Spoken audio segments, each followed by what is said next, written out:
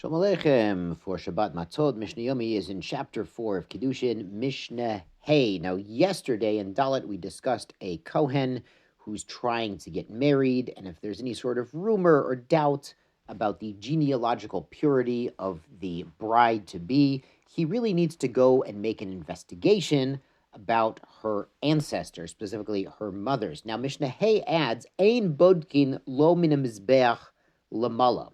You don't have to check from the altar and on up.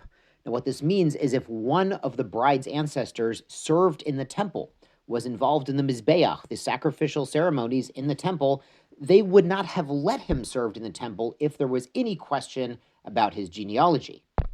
So yesterday in Mishnah Dalet, for example, we said that the groom, the chata, needs to investigate her mother's father, his mother and grandmother. Well, if her mother's father served in the Beis HaMikdash, in the temple, you don't have to check. They already checked for you. The Mishnah adds, V'lo mina duchan lamala. The same with the duchan. This means the platform where the Leviim were singing. Then you know that they had yichus. You know there was a genealogical purity there. V'lo min Sanhedrin lamala. And if someone was in the Sanhedrin, you also don't have to check because they checked the genealogical purity, that there were no issues, no mamzeruts, no safek, no halal, before they appointed someone to the highest court in Yerushalayim. The Mishnah adds to this category of checked-out families, v'kol shehukseku avota mishotri rabim, anyone who we know that their fathers, their ancestors, were the public officials in Yerushalayim, those who were the high judges of monetary cases, gabbai tzedakah, or they were tzedakah collectors. Masin lekehuna ve'ein tzarich livdok arehen. You can marry, if you're a Cohen, you can marry his daughter without checking. Now, the idea here is if someone was a public official and they were dealing with financial issues, monetary issues, they were extracting money from litigants or extracting money to cover tzedakah pledges, if there was some mamzerut in their lineage, that would come out because people would, argue about it and start to fight. Oh, the judge, your judgment is wrong, your collection is wrong because you're descended from a Givoni or something like this. So if there was a problem, the men would have fought about it and it would have come out, which is interesting. This is why yesterday we learned they check the women, because apparently the Gemara says women are better at, women might fight and argue and maybe they'll insult each other's lipstick or dress or something, but they're not going to pull out the yichus, the genealogical card. They keep that very secret, very quiet. Whereas men, they might call each other all kinds of names and be like, oh yeah, well, your father this, oh yeah, your mother that. That's a thing that men do. So it would have come out if it was a gabbai tzedakah, a public official. Rabbi Yossi adds, off me, even someone, shaya chatum aid. He signed his name as a witness, Arkei Yeshana Shel Tzipori, in the old court of Tzipori, or it can mean Yeshana, which is a suburb of Tzipori. You don't have to check him also because they would do an investigation before they let someone sign on official court records there. Rabbi Chanina ben Antigius Amer, off me shahaya muchtav be'estratia shel melech.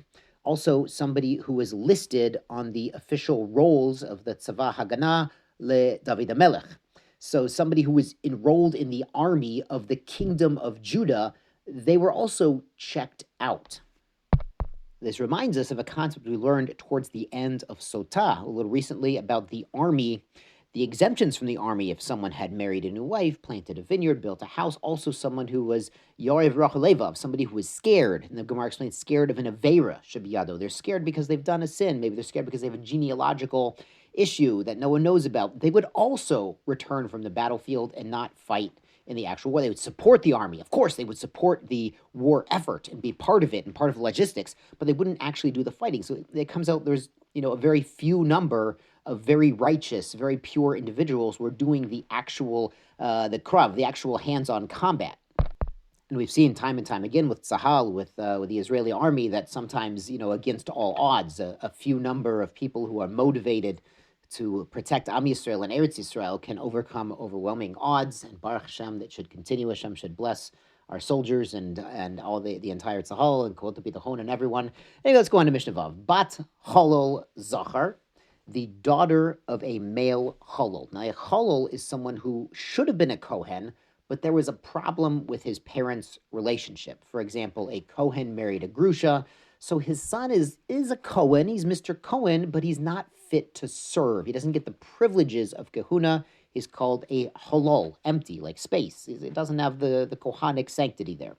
So the daughter of such a person, Pesula min Kehuna le'olam, cannot marry a Kohen. So what this means is his son, his grandson, it transmits through the generations the status of halalut, and their daughters cannot marry a Kohen. Yisrael shenasa halala, but a regular Jewish guy, not Kohanic at all, and he married the daughter of a halal, of a Kohen who lost his privileges, bito kasher lekehuna. The daughter from that relationship follows after her father, the regular Yisrael. She's a regular, what they call, the technical term, a nice Jewish girl. She's a regular Jewish girl who could marry a Kohen. Halal shenosa bat Yisrael, a halal himself who married a regular Jewish girl, bito pesula kahuna. The daughter also retains his status as a halal. Rabbi Yehuda adds here, bat ger zachar, the daughter of a man who converted to Judaism, kivat halal zachar, is akin to the daughter of a male halal, just like his blemish to Kehuna. Of course, he could marry other people, Leviim, Yisraelim, but to marry a Kohen, his daughter cannot. So too the daughter of a ger, it transmits through the generations and cannot marry a Kohen. So tomorrow we'll see an opinion that argues on this Rabbi Yehuda, so that'll wait until after Shabbos. Shabbat Shalom, Tisku Mitzvot.